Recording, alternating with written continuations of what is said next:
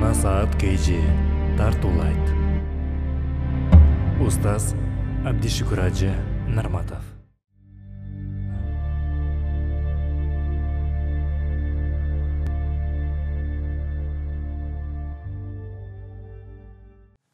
Урматтуу мусулман, бир тоган негизги темага өтө турган болсом, менин негизги темам Арбаа вууdur Раббанiyya, Аллах Тааланын бенделерге берген 4 уадасы.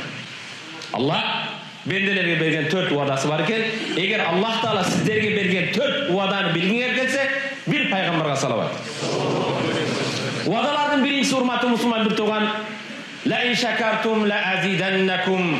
La in shakartum la azidannakum. Allah Taala aytат: "Эгер мен берген нерселерге шүгүр кылсаңар, мен аны зияда кылып, эсе кылып беремин" дейт. Аллахтын уадасы. Аллах уадасына эч качан тескери иш аткарбайт. Аллахтын биринчи уадасы: "Эгер силерге берилген нерселерге шүгүр кылсаңар, аны зияда кылам" дейт.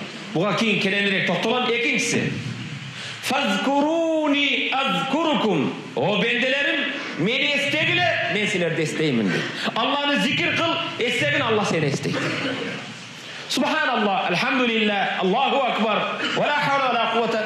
Ар бир Аллахны ар түрдүү зикир менен эстеген сайын Аллах сени эскерет.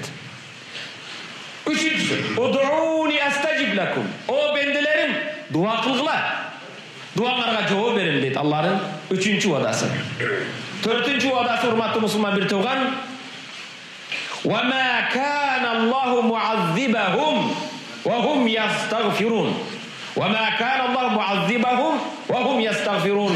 Allah bendelerini azapka almayıp, eğer bendeleri istiğfar aytıcı olsa.